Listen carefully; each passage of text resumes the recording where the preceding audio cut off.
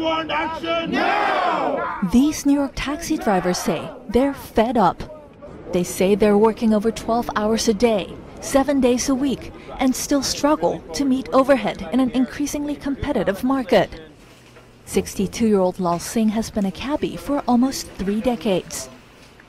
He bought his taxi medallion, a permit to operate a taxi in New York, for $225,000 in 2000, seeing it as a solid investment. One day I will be finished paying and I can relax.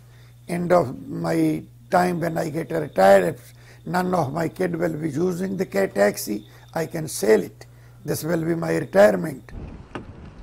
And this was a viable thought, as a medallion at its peak sold for over $1 million. But everything changed when ride-sharing apps such as Uber and Lyft came into play about 5 years ago. Singh, who borrowed over $300,000 against his medallion, says he's overwhelmed. No vacation, believe me, next 5 years, unless is end of my life. So I have to pay off the bills. So then I don't know, maybe one day I have to do suicide. Listen, I'm a human being. I can be fed up. What I'm living for? To be driving 12, 13, 14 hours? While the number of yellow and green taxis are capped at around 14,000, there are over 100,000 app-based cars on New York roads, according to the city, which by Ravi Desai of the New York Taxi Workers Alliance says is unacceptable. There needs to be a cap on the number of vehicles.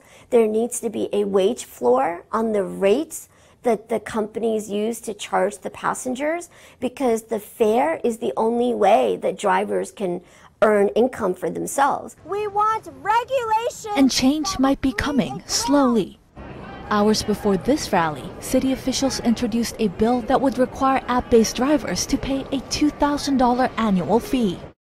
Uber said the proposed bill is, quote, a cynical attempt to force drivers out of the industry, while Lyft said it is, quote, in ongoing conversations to find solutions to complex challenges in New York. Currently, Uber and Lyft drivers have no special requirements for operating in the city and outnumber taxi drivers by more than 4 to 1, according to the Taxi and Limousine Commission.